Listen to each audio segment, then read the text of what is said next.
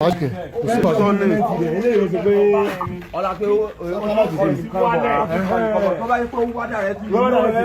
Ben upstairs spoil. Owó upstairs níwájú. Owó upstairs níwájú. Ẹ wo ara owó kí ni wáyà rẹ̀ ní o.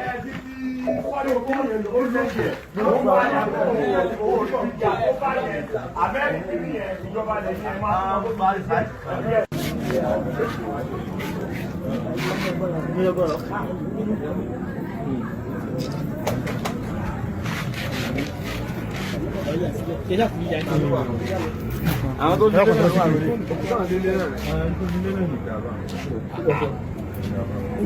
Ẹnu kò sáà báyẹn kẹ́kẹ́. Báyẹn sí.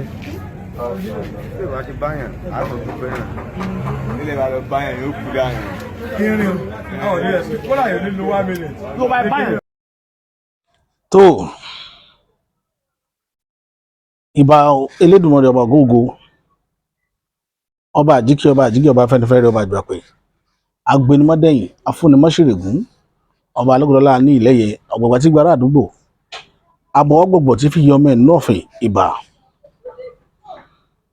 ìbà yín obìnrin àkọ́kọ́ tó kọ́kọ́ gbálẹ̀ ìlú yìí, ìlú tá a wà yìí, ìbà ọkùnrin àkọ́kọ́ tó kọ́kọ́ tulẹ̀ ìlú yìí, ẹjọ́ ojú mi ṣe, ìbà adágún bá kókó èrò àkàtàkọ́ bá lóṣùn, aṣọ mẹ́rìndínlógún báyìí lásọ ṣàpọ̀nà, ọ̀kan ní yínmiyínmi gbẹ́kin, ọgọgọ rúmọrúmọ apanimọ́hàgún olókìkí òru, ìbà lọ́wọ́ yín àti ìdímùjẹ èèyàn, ẹ̀yin lájẹrun òru àjẹdò èèyàn mọ́bì, ìbà o, ẹjọ́ ojú mi ṣe o, ẹ má jẹ́ kí n tẹnu gbó bí ọwọ́. Láàlú ògiri òkú ó dọwọ́ rẹ, ilẹ̀ ọ̀gẹ́rẹ́ ó dọwọ́ rẹ o, àní gbogbo ọ̀tá ilẹ̀ Yorùbá ṣẹ́ kílẹ̀ ọ̀gẹ́rẹ́ kó mọ ṣàwọn mì kàló kó mọ gbé wọn mì, ilẹ̀ apẹ̀ ọ́ lónìí, wọ́n jẹ́ kílẹ̀ Yorùbá dàrú o, wọ́n jẹ́ apásán gbogbo ní gbogbo ìrìnàjò tá à ń rìn.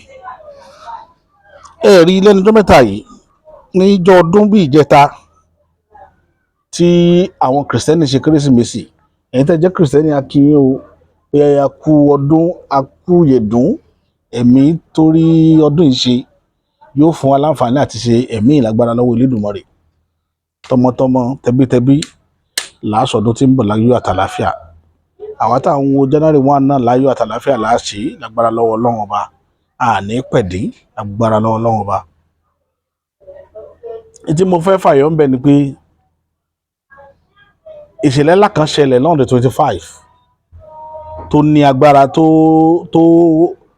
gbalẹ̀ kankan ní Nàìjíríà lẹ́nìí tó gbé gbogbo kọ́nà tẹ́ bá dé òní ọ̀rọ̀ táwọn èèyàn ń sọ káàkiri, tí Ọlọ́run ọba Elédùmarè ọba tó dá ayé òun ọ̀run ó bá wa dóòlà ẹ̀mí àwọn èèyàn wa nílùú Ọ̀fà, torí kìnní yẹn wọlé kàn wọ́n lára, bó tẹ́ jẹ́ pé àlàyé wáyé lórí ẹ̀ dáadáa pé kìnní tó yìn lọ́fà kì í ṣe pé ó dún gbàù lọ́fà, ara àwọn nǹkan tó bá àdó olóró yẹn tó bá rìnrìn àjò tó já sọmọgbé rẹ̀ ló jábọ́ sílùú Ọ̀fà, ó tó jábọ́ sílùú kan náà nílẹ̀ Haúsá, kì í ṣọ̀fà nìkan ló já sí.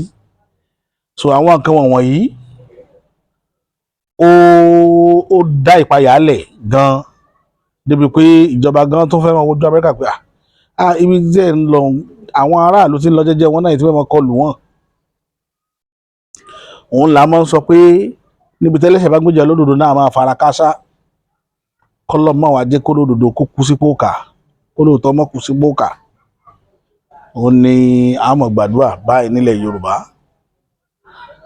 Tẹ́ ẹ bá wá wò ọ̀pọ̀lọpọ̀ ọ̀rọ̀ tí àwọn National Assembly sọ̀rọ̀ lé lórí lẹ́jọ́ mẹ́ta yìí nípa ọ̀rọ̀ local police, state police, ẹ rí i pé àwọn alẹ́ Haúsá náà ló gbógun tì í pé àwọn ò fẹ́ for long náà ti propose kìíní kó tó di pé president wa kàn pa pé dandan ẹ gbọ́dọ̀ ṣe state police dandan. Ìdí nìyí tí ó fi dàbí ẹni pé tẹ́ bá wojú ọjọ́ ẹ rí i pé kìíní yẹn àwọn state kan ti ń dọ́gbọ́n lábẹ́lẹ̀, irú Ondo state sìn Ondo State ti gba Àmọ̀tẹ́kùn sí rẹpẹtẹ wọ́n dẹ̀ ń fún wọn ní serious training tẹ́ bá rí training tán fún wọn ní Londo State in fact ẹ mọ̀ pé ìmúra wà ìgbáradì wà bẹ́ẹ̀ náà ni nílùú kan náà ní Kaduna State kan ní Niger State àwọn náà ṣe ìgbáradì fáwọn ọmọ tiwọn state kọ̀ọ̀kan tó serious nílẹ̀ ní orílẹ̀-èdè yìí tí wọ́n ti ń mú ọ̀rọ̀ security lọ́kùnkùn nílẹ̀ Ìgbò màá fi ti tàfihàn táwọn Ondo rí bí wọ́n ṣe prepare àwọn ọmọ wọn fún state police fún state security sorry eléyìí tí mo fẹ́ fàyọ̀ ń bẹ̀ tó tún jẹ́lẹ̀ kejì ni pé kó tó di pé ń bọ̀ sí abala tí mo fẹ́ bọ́ sí mo fẹ́ ṣàfihàn fídíò ìgbáradì Ondo àti ti Niger State.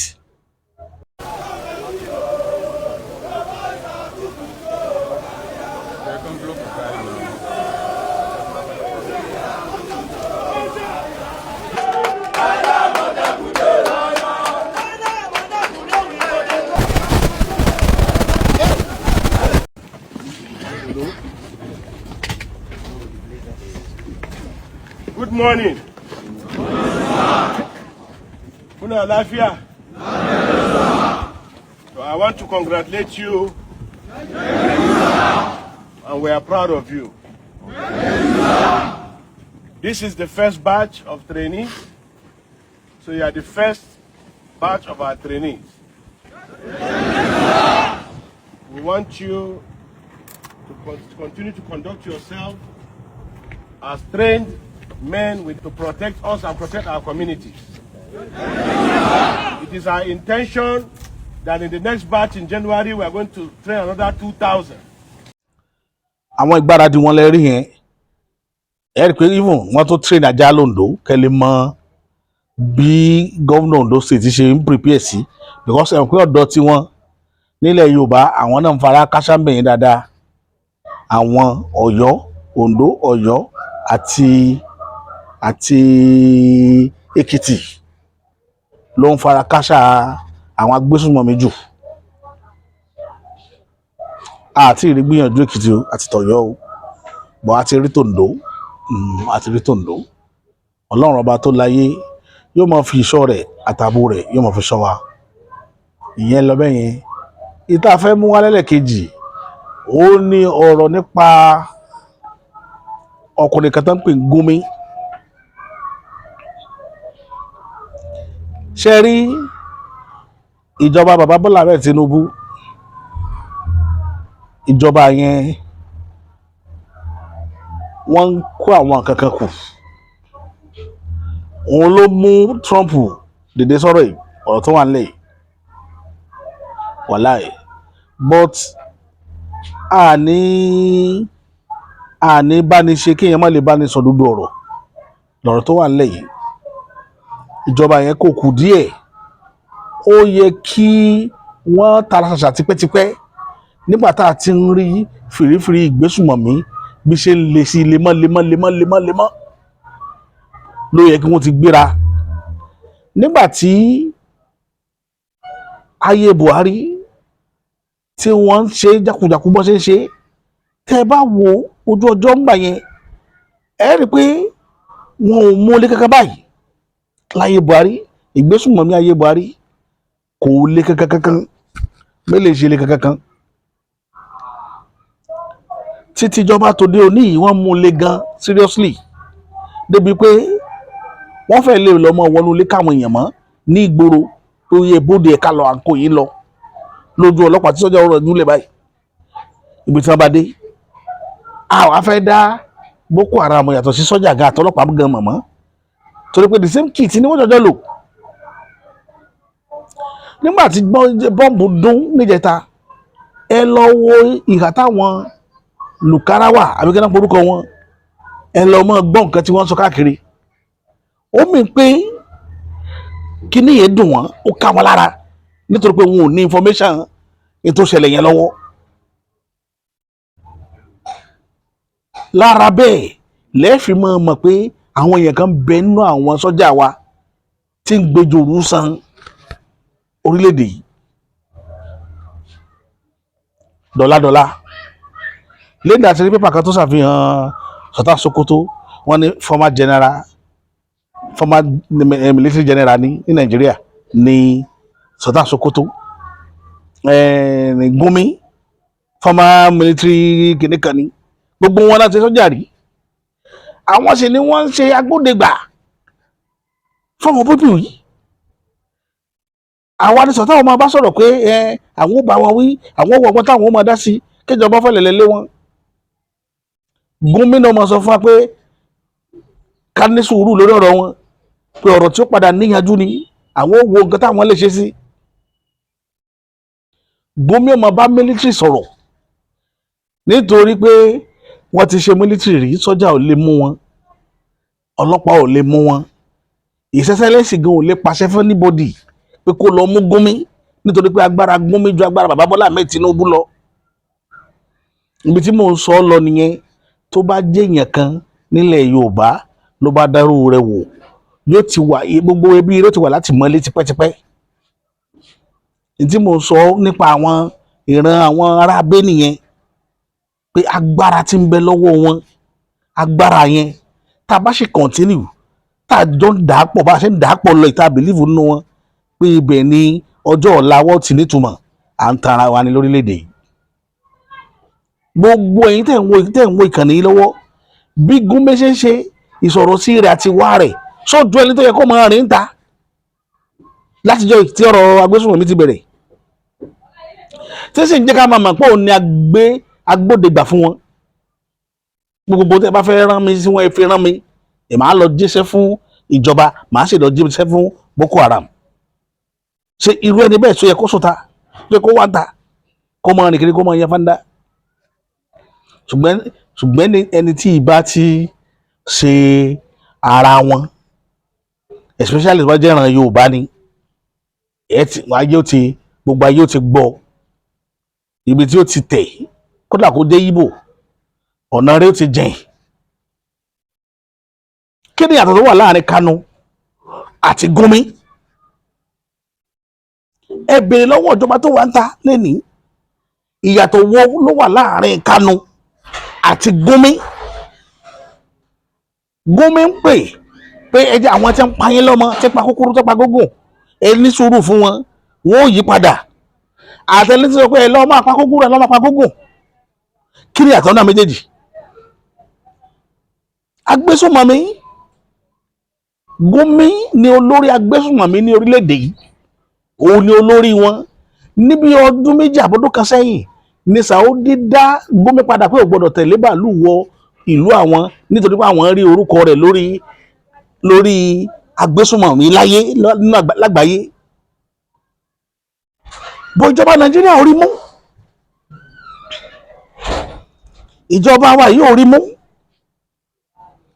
Mo fẹ́ kẹ́ gbọ́ ọ̀rọ̀ lẹ́nu Gumi statement tó wọ́n tà lẹ́nu gbà tí wàhálà ìṣẹ̀lẹ̀. Ẹ̀yin náà gbọ́n tí Gumi sọ nípa àwọn agbésùnmọ̀mí lẹ́nu ọjọ́ ní tí Amẹ́ríkà ju lẹ́nu jẹta tí Amẹ́ríkà ju bọ́ǹbù sí wọn ẹ wo reaction Gumi lórí ọ̀rọ̀ tó wà nílẹ̀. They are going nowhere.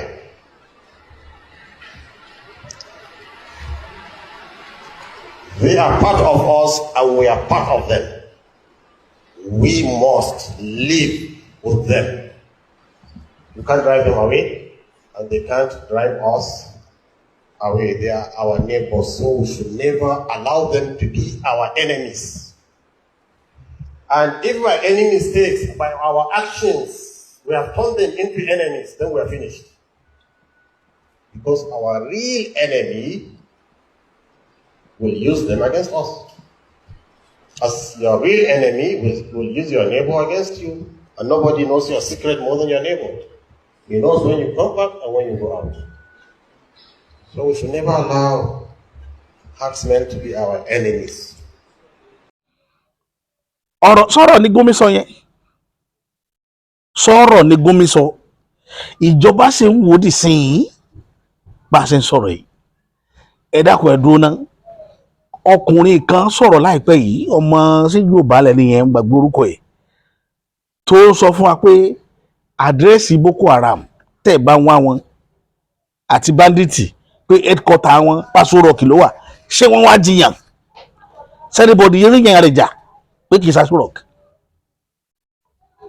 Nítorí mi ó kàn sọ ni pé gbogbo ẹ̀yin tẹ̀ ń sáré káàkiri tẹ̀ ń fẹ́ mi yín wéwu lórí ọ̀rọ̀ bí agbésùnmọ̀mí ó ṣe tán lórílẹ̀‐èdè yìí, ẹ̀yin ni kẹ́ má ṣàsùnkúyè ojú apá kan ẹ̀la apá kan kẹ́ ẹ̀dì kan ni kẹ́ má bàa kọ́ ọwọ́ kẹ́ má bàa kú ikú àìtọ́, nítorí pé gbogbo àwọn tẹ̀ ń kó lọ sọ́jà tẹ̀ ń kó lọ sójú ogun lọ bá Boko Haram ẹ̀ ń fi wọ́n sínú ewu ni lójoojúmọ́. Ìkà níjọba lu ìkà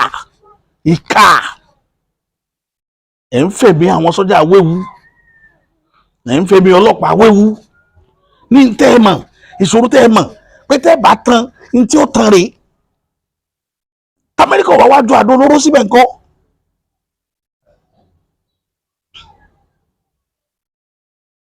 Amẹ́ríkà wájú àdó olóró síbẹ̀ ńkọ́?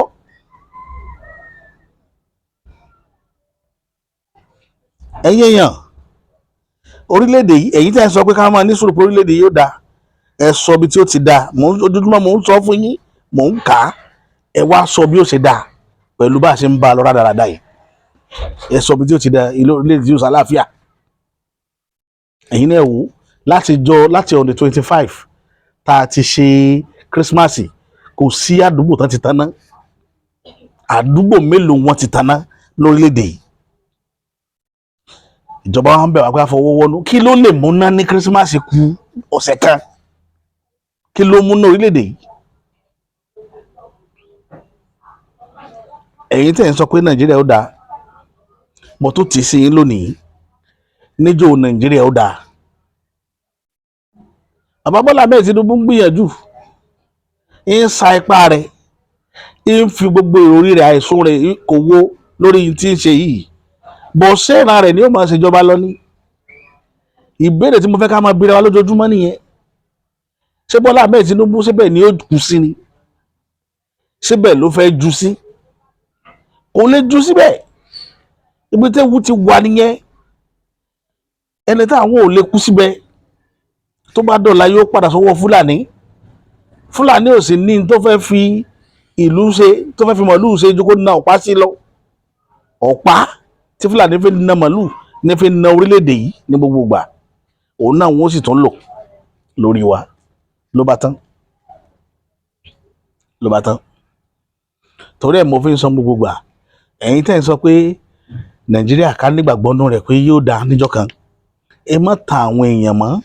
Ẹ jẹ́ kọ́kọ́ everybody ló papọ̀. Bẹ́ẹ̀ mi ṣe ń kọ́ àwọn èèyàn lọ́kàn papọ̀ lójoojúmọ́ wípé ẹ máa gbàdúrà bá ṣe bọ́ lóko ẹrú, bẹ́ẹ̀ ni kẹ́yìn náà ò máa sọ. Ẹ má máa jáde kẹ́ máa fáwọn èèyàn ní hóòpù tí ò ní wáyé láéláé. Ẹ jọ̀ọ́ nítorí tọ́lọ́run ọba tó gbé mi sórí ìkànnì ilé nìyẹn. Iná ni ò sí, iná ewo gbogbo ìlú, gbogbo ẹ̀ dúdú lọ ní. Kò sí náà, kò sí ìgbádùn kankan, kò sí nǹkan amáyédẹrùn lórílẹ̀-èdè yìí. Kò sí. Kọ́lọ́ ọba tó láyé àti lọ́run kó ṣàánú Yorùbá, torí Yorùbá ló kàn mí. Kọ́lọ́ má jẹ́ ká jìyà àìmọ̀dí, torí ìyà àìmọ̀dí là ń jẹ. Ọba tó ní kápá ọlá alágbára lórí ohun gbogbo. Wọ́n ṣàlàyé dáàbò bo ilẹ̀ Yorùbá, wọ́n má jẹ́ àrílá burú ilẹ̀ Yorùbá. Má jẹ́ kí wàhálà wọn, má jẹ́ gúrùgúrú wọn, má jẹ́ dọ́dọ̀ wa. Pé wà lékè ìṣòro wọn o. Àní rí jù báyìí lọ lórí ìkànnì lálẹ́ yìí. Títí tá fi máa mákàtún ètò míì wá, èmi ti yín tòótọ́ Bàbá Àṣà.